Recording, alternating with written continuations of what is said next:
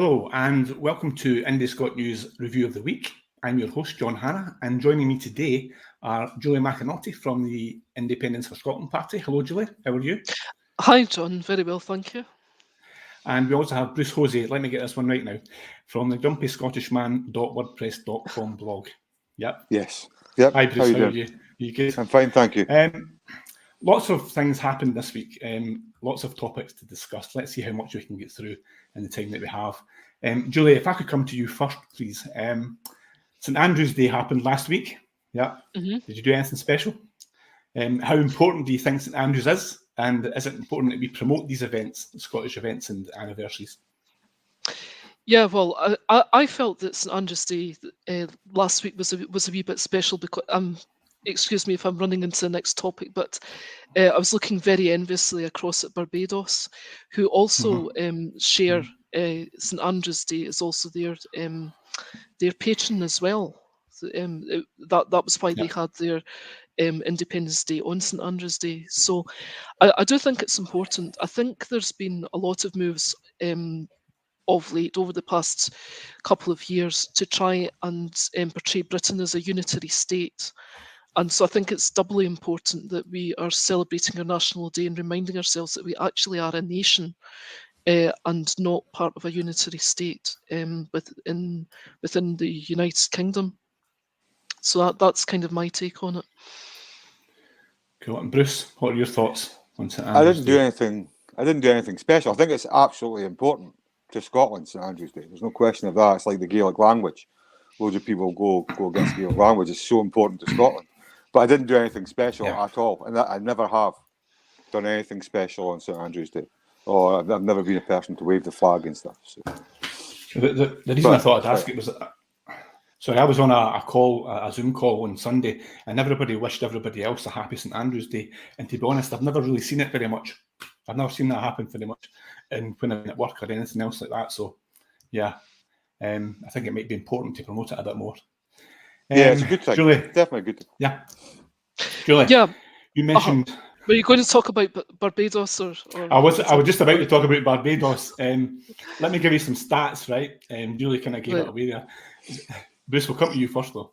They have a population of about 280,000 people, so that's less than North Lanarkshire. A GDP of 5.3 billion. They're in the UN.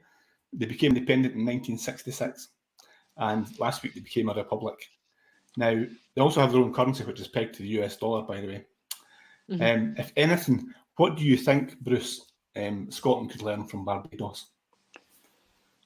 Guts. Just move, do it. Get the finger out. It's basically it. And hats off to them. I mean, the days of having a monarchy as the head of state that's unelected surely has got to be consigned to a bygone age. It's just absolutely insulting in this day and age that we have an unelected head of state. So hats off to Barbados. Totally jealous of them. Totally applaud them.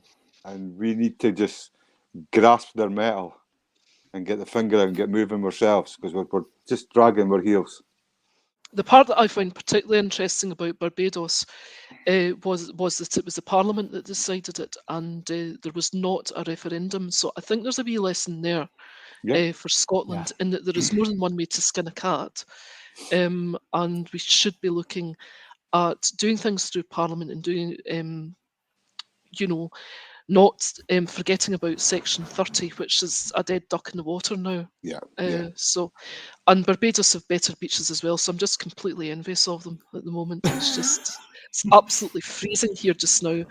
And I was looking at their lovely weather and just thinking, come on, Scotland, we can do better than this, Yeah, it would be good if we could get some of the weather. Yeah, definitely. Yeah, I totally agree. I think Holyrood needs to step up to the plate. The SNP need to step up to the plate.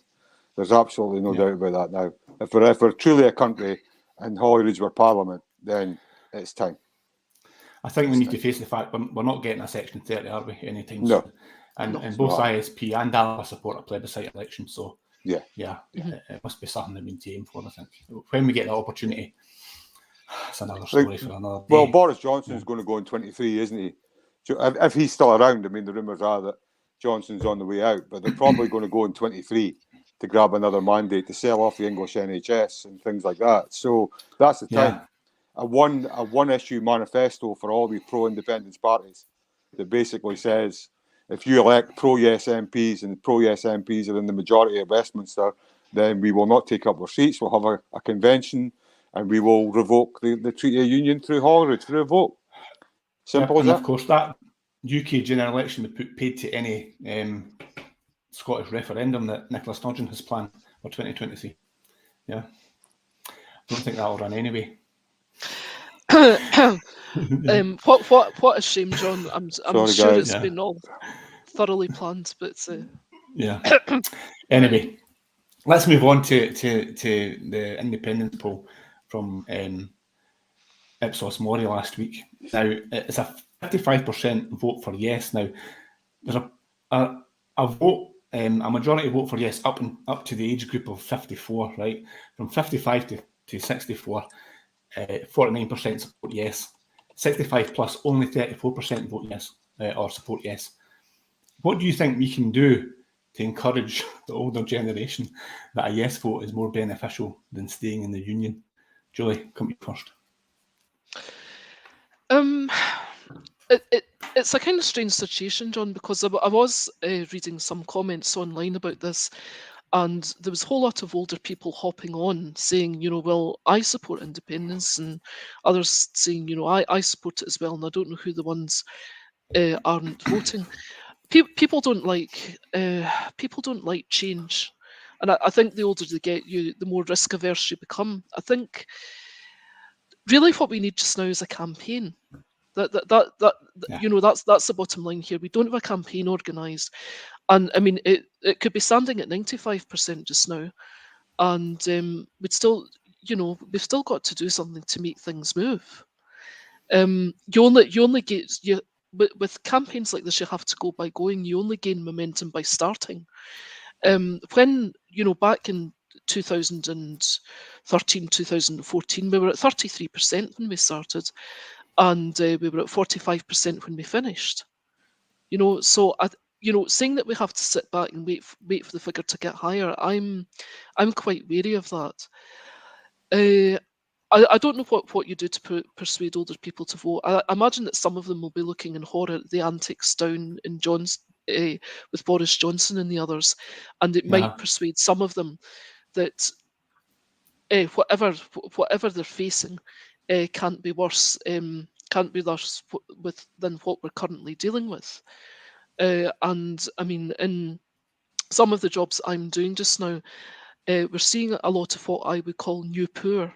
These are people who've never been out of jobs. They're people kind of in their mid-50s and stuff like that, and all of a sudden they found themselves without a job as Brexit hits, as companies shut, and so on. So I think there is going to be quite a shift. I think this is the start of the shift, but we've got to utilise it. It's no point having polls if you don't use them. Exactly, yeah. Bruce, what do you think? The older generation, how can we convince them?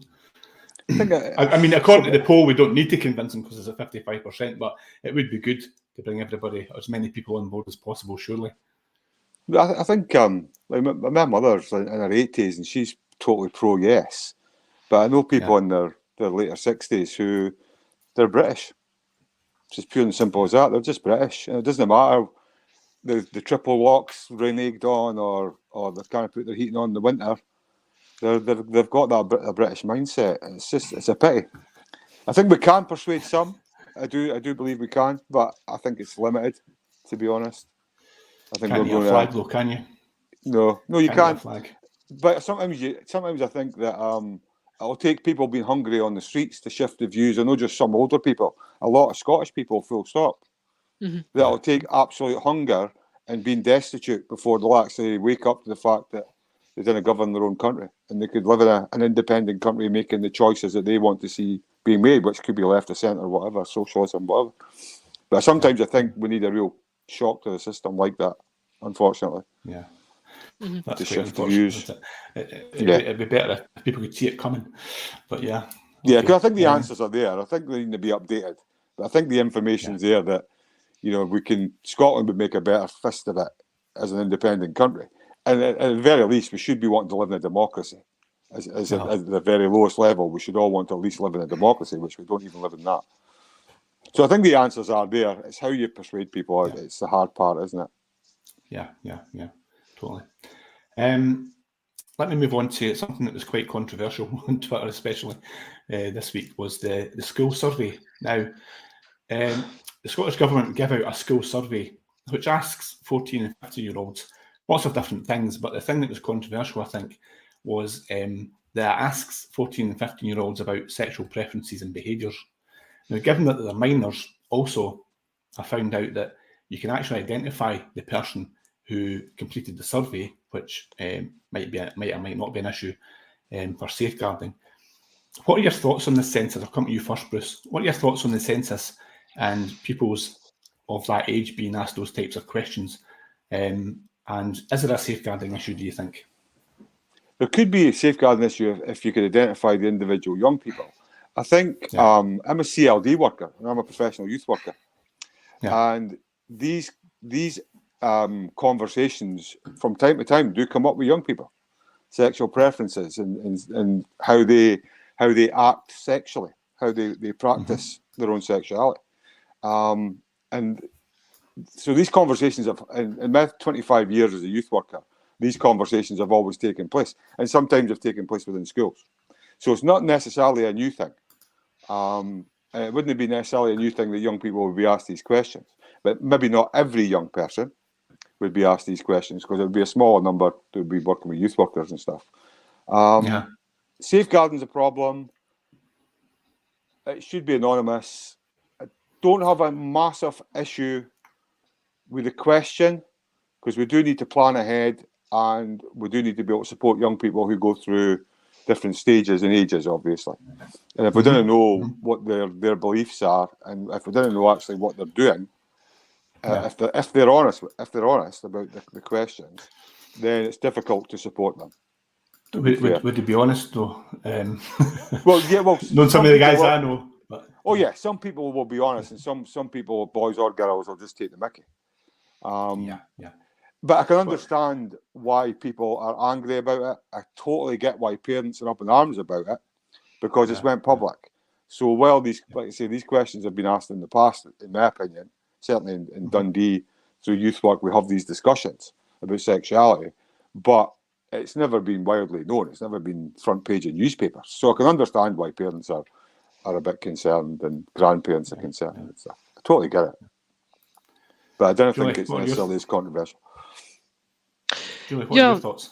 I'm coming from this in a slightly different angle. I mean, I was someone that was, as a counsellor, and I've worked in other respects where special category data has to be, special data has to be collected.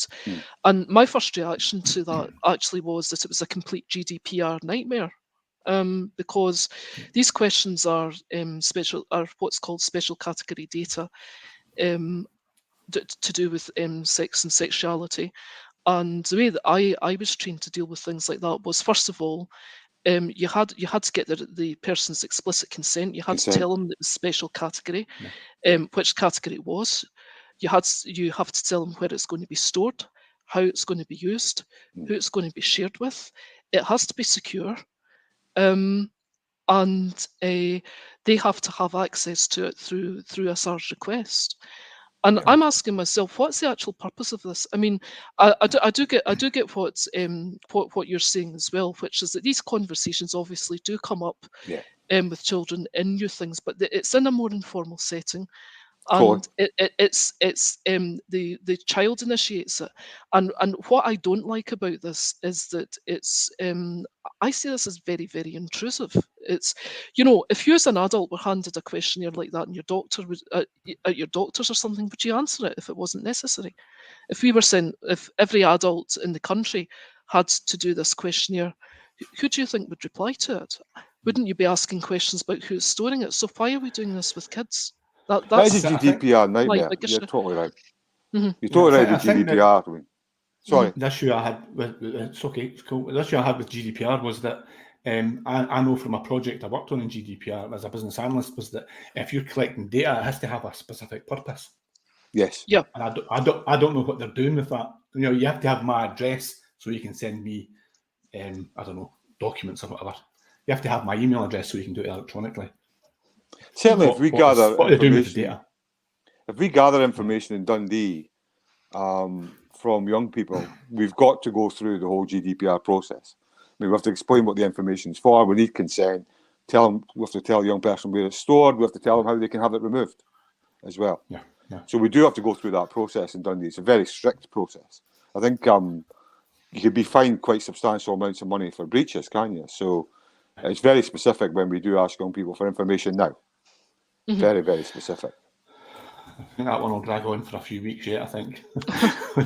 I don't think it'll take place. I think if parents continue to kick up hell about it, I think local authorities will bottle it. We May elections coming up. Oh, it takes a couple hundred parents in each school to say, you know what, you just lost my vote. In terms of bottling it, West Lothian and Fife have both bottled it already. Yeah, I think there's about eight people have bottled it, 8 councils have bottled it.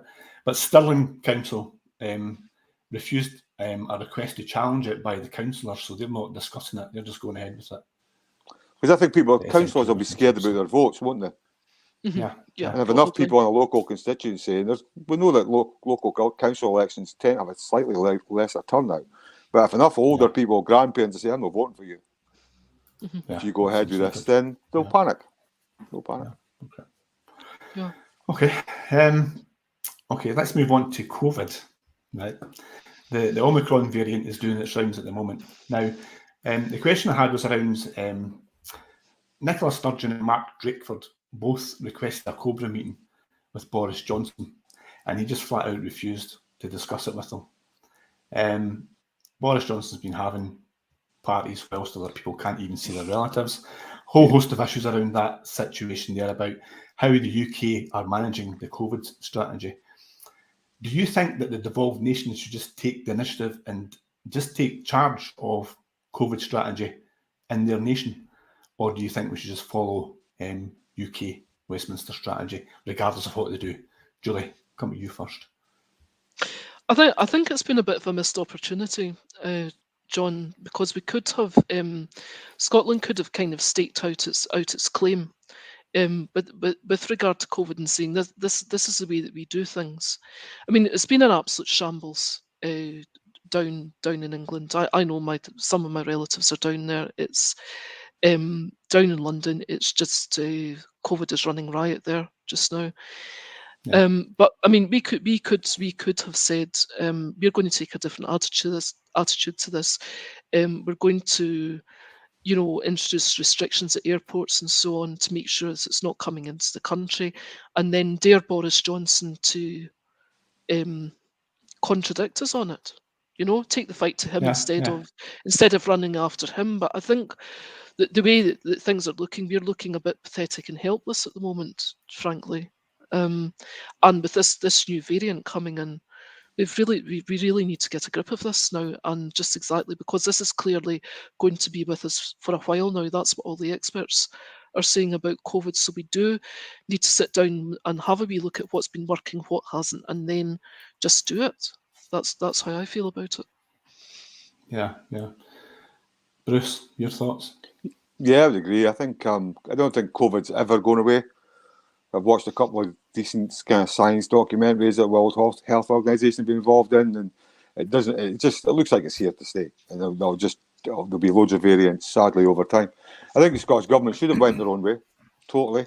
Yeah. And like you say, dare Westminster to challenge it. I know we could never close the borders because the police did say months and months ago they wouldn't enforce it. But I think, the Four Nations approach has been a disaster for day one, isn't it?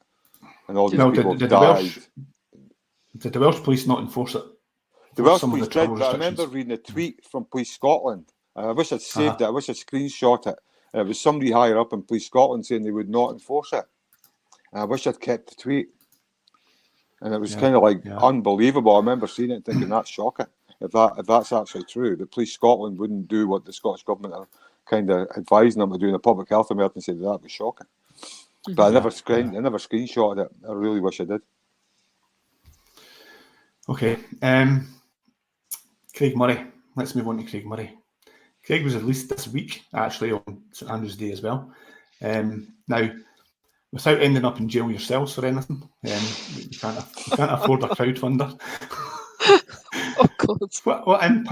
What impact do you think? Nothing to do with what Craig was in jail for, but what impact do you think Craig's case has had on people's perception of the judiciary in Scotland? Do you think it's been positive or negative? Bruce, come to you first.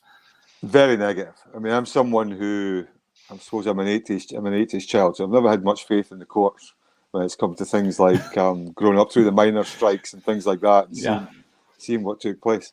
I think it's absolutely destroyed a lot of faith in the judicial system in Scotland. What's taken place, not just with Craig, with other prominent individuals as well. I think it's absolutely destroyed it. I think the judge in question has made decisions that, certainly, I'm not a lawyer, but they don't make sense. And the language that was used to justify it doesn't make sense. And I think it's so sad that Scotland's now a laughingstock. It doesn't make sense. It doesn't make sense to me that Craig Murray done probably less than some other person who shall remain nameless. Oh, definitely, And that person never even got spoken to. Joey, what do you think? Well, it's not a good look jailing journalists, is it? And I think the NUJ have been absolutely craven in this. Absolutely craven. I think they should have been all over this like a rash, and I think that they will soundly regret it in the not too distant future that they didn't stand up for him. A couple of things that I'm taking out of it that I'm concerned about. First of all, Craig Murray's trial was a juryless one, and it was online. And this is something that they are really, really trying to push at the moment. And to give them their due, Roddy Dunlop, who's the dean of, the Dean for Advocates, and others are fiercely resisting this at the moment. But this juryless trials is something that they're really trying to push just now, and my feeling is, again, without getting myself arrested, I kind of feel that if a jury had been there, he probably wouldn't have been in jail. That's my feeling on it. The other takeaway is what this is going to do in terms of having a chilling effect on bloggers, on the likes of this kind of program, for example, myself. Why should we be under a sterner standard than the mainstream media, because this seems to be the implication of the judgment, and as I say, it's extremely worrying. And the NUJ should have come out all guns blazing with this. They really should have done. We've got Julian Assange coming up as well, so that's ticking on in a tormented fashion. It's not good at all. No. Although there are signs. I mean, I'm taking hope from signs of resistance amongst the judiciary who are unhappy about it as well. I think bloggers. I think bloggers have to be really careful. Really careful. I do blog. It's not a big blog or important blog even, but the amount of effort and time you put into double checking every single word that you put in that blog now. So a blog that's maybe 500 words for me that used to take 10 minutes 6 months ago now takes about 3 hours, because I've got to double check every single word, and I've got to make sure I've got links to back up my argument. And I'm saving these links if I'm not posting these links. It takes a lot of time now, and a lot of reading, and it's crazy because a journalist wouldn't think about it. Has that been part of the purpose? Is to probably, like the chilling effect that Julie's talking about, to slow people down? May well be, may well be, because there's some brilliant bloggers out there. There's some. I mean, I'm not putting myself in anybody's league. Some of the bloggers out there are better than the journalists. Mm-hmm. Yeah, I've read some of their stuff. Really quite good. I've got your today's one to read actually. I'll do that later. Mm-hmm. There's really Gareth at Grouse Beater. I mean, you read a Gareth essay, and you come away smarter when you read a Gareth essay. And that's just a different level compared to a lot of the so-called journalists. Mm-hmm. Mm-hmm. Yeah, and someone who's very good at that as well, of course, is Craig Murray. I mean, he writes the kind of articles, and his depth and breadth of knowledge is second to none.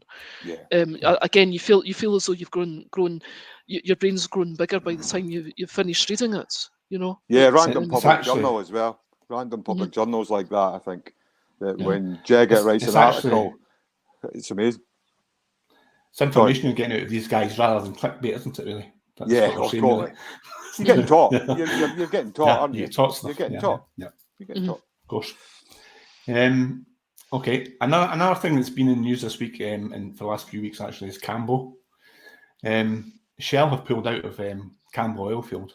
I think they had something like a 30% stake in that field. Julie, we'll come to you first. What's your thoughts on whether we should drill in Cambo or not? I think basically that we shouldn't. It's galling. I mean, it's galling that Scotland has had oil and we've not had the benefit of it. But I mean, this is the future of our planet we're talking about, and I really feel that we have to set an example with this. And I think in terms of, you know, forcing ourselves to start putting in place green infrastructure and a new industry, which is really what we have to do, and which we're already running out of time to do, that we shouldn't be setting up systems that is going to buy us into running fossil fuels for another, I don't know, 20, 30 years or something like this, and which is going to destroy other people's habitats. I just keep thinking of that woman in the Marshall Islands, and can you imagine that? Can you imagine if that was us going to an international conference and your country was going to be underwater in a few years because of the actions of others, and they didn't care? Can you imagine how that would feel like? Yeah. But we've got to no. We can't. We just can't. No. Can't imagine how that would feel. Mm-hmm.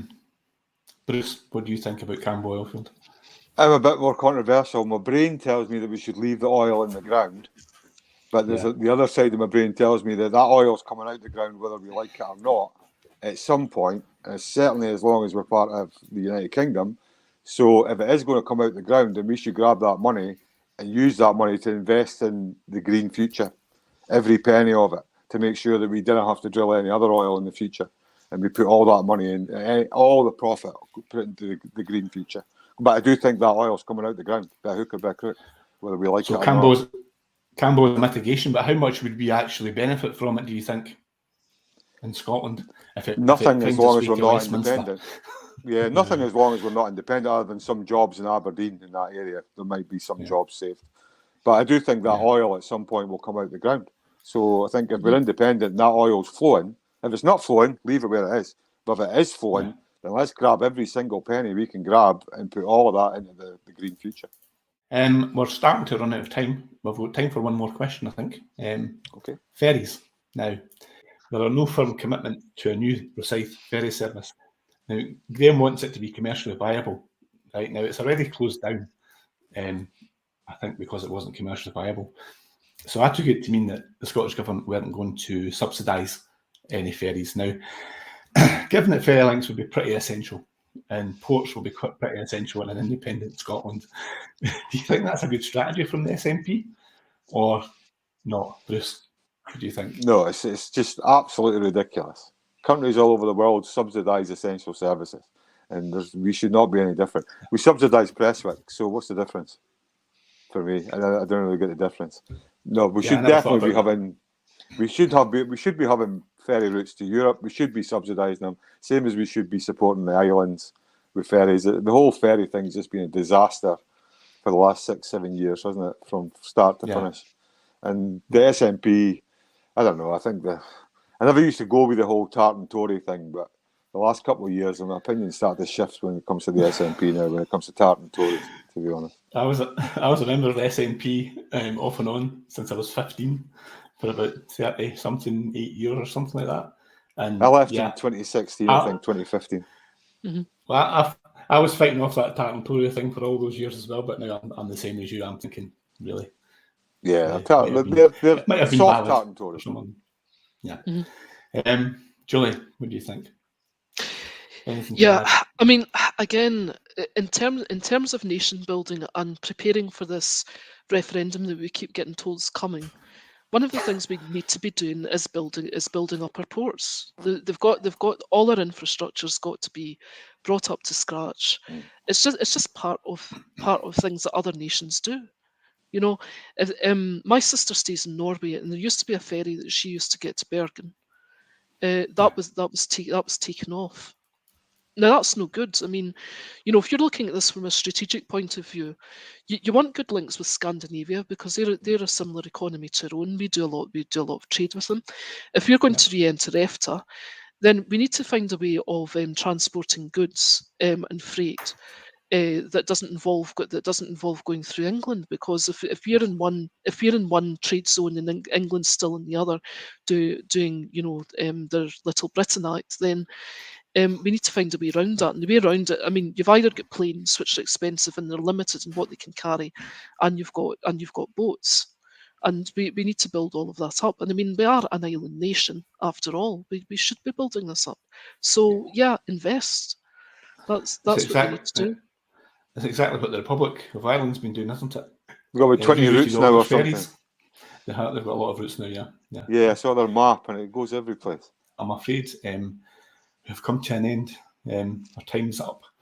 So I'd just like to say thank you, first of all, to you, Julie. We can get you on Twitter at ISP Julie. And we can get you, you've written some stuff on isp.scot as well, if people want to read some of your blog stuff. Yep. Mm-hmm. Yep. At Bruce Hosie on Twitter. Yes. And I'll repeat that again. I'm going to read it for you. Grumpy Scottish Man at grumpyscottishman.wordpress.com. Yes, that's the blog. Anybody's looking for you. Cool. Yeah. Okay, so thanks to Julie. Thank you, Bruce. Thank you. For anyone watching, we'll see you again next week on Indie Scot News Weekly Review. Thank you. Enjoy the rest of your week, guys. Thank you. Bye-bye. Thanks. You too. Bye. Bye. Bye.